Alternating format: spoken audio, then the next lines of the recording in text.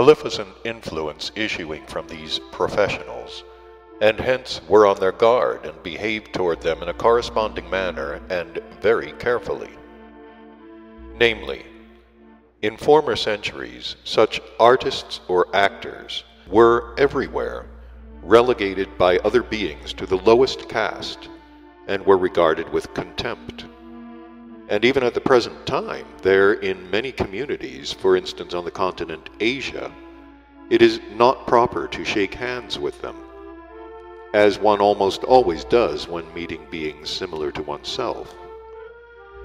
Even up till now in these said communities, it is also considered defiling to sit with such actors at the same table and to eat together with them.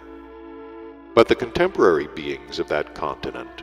which at the present time is the chief place of what is called their cultured existence,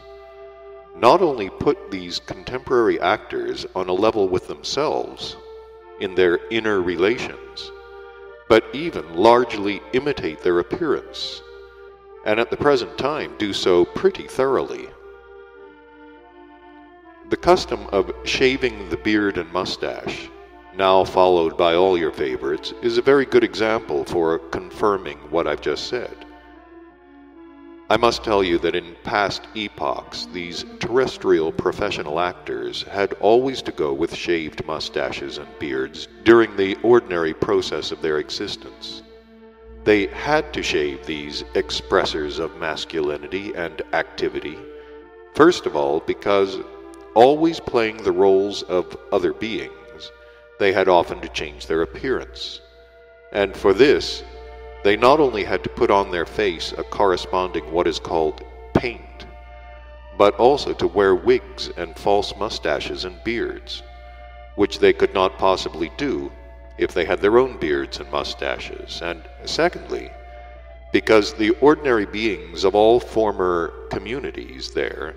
considering such actors dirty and a harmful influence, and fearing to fail to recognize them if they chanced to meet them in ordinary conditions of existence and of somehow touching them, then promulgated everywhere a severe law that the beings of the profession of artists or actors have always to shave their mustaches and beards in order to be unmistakable for other beings. While explaining just now to you the cause of the arising of the custom of shaving mustaches and beards among actors there, I recall a very sensible what is called measure of justice of the three-brained beings of the epoch of the Tikleamishyan civilization, connected also with the shaving of the hair, but in this case with the hair growing on the heads of the beings there. A law was then established and strictly enforced that those petty criminals among them who, after trial and sentence by 7 elderly beings of the given district, had been assigned to one of the 4 already previously established categories of immorality and crime, with which beings all of what are called their prisons are now usually crowded, should, for a definite term, go about always and everywhere with one of the 4 corresponding sides of their heads shaved. And furthermore, any such convicted being was obliged to uncover his head whenever he met or spoke with others. It is interesting to note that there then also existed a law of the same kind about shaving the head in regard to the immoral behavior of women. And namely, in regard to women, a sentence existed, and was also very strictly enforced in this instance by 7 elderly local women, who had earned respect by their previous conduct. And the penal measures for women, corresponding to the 4 manifestations which were then considered there for women as the greatest laxity and immorality. Namely, if all her neighbors noticed, and all the 7 mentioned elderly women confirmed it, that the given woman had behaved without due regard to and negligently toward her family duties, then according to the law, she had for a definite term to appear everywhere with painted lips. But if various women noticed that she had begun to manifest toward her children with a weakening of her maternal impulses, then, under the same conditions, those around her condemned her to go about everywhere, also for a definite term, with the left half of her face made up and painted white and red. And a woman who attempted to violate her chief, what is called wifely duty, that is, who deceived or who only tried to deceive her legal husband, or who attempted to destroy a new being conceived in her, was obliged by the same procedure to be always and everywhere, also for a definite term, made up and painted white and red, this time over the whole of her face. At this point in the tales, Beelzebub was interrupted by Ahun with the following words: "Your right reverence, all your explanations concerning terrestrial art, and those three-brained beings there who now practice it and are, so to say, its representatives, and particularly your elucidations concerning the contemporary comedians there, or actors, have suggested to me to use all the impressions fixed in my common presence, which I took in during my last stay on the surface of this planet Earth, which has taken our dear Hussein's fancy, and to give him a good piece of very practical advice." Having said this, Ahun intended to look expectantly at the face of Beelzebub with his usual glance,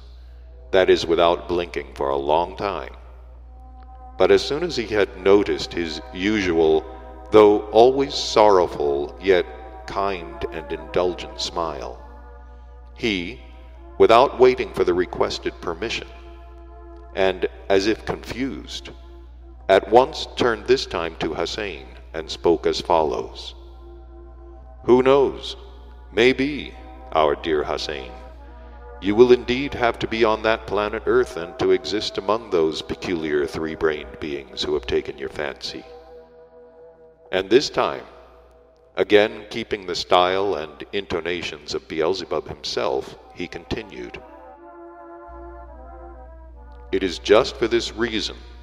that I now wish to initiate you for any eventuality into the results of the various impressions which I involuntarily perceived during the resulting types, as well as concerning the particularities of their manifestations of those said contemporary representatives of art there. You must know that those beings who are assumed to be the adepts of this contemporary art, which is adorned with a false halo, are not only put on their own level by the other three-brained beings there of the contemporary civilization, particularly during the several latter decades, and imitated by them in their exterior manifestations, but they are always and everywhere undeservingly encouraged and exalted by them. And in these contemporary representatives of art themselves, who really in point of their genuine essence are almost non-entities, there is formed of itself, without any of their being consciousness, a false assurance that they are not like all the rest, but, as they entitle themselves, of a higher order, with the result that in the common presences of these types, the crystallization of the consequence of the properties of the organ Kundabuffer proceeds more intensively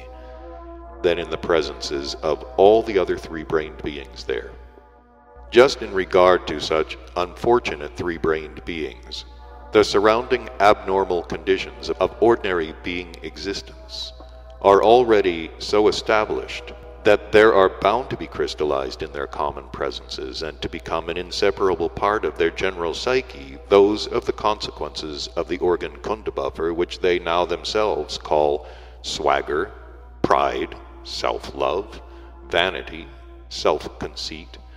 self-enamoredness, envy, hate, offensiveness, and so on and so forth.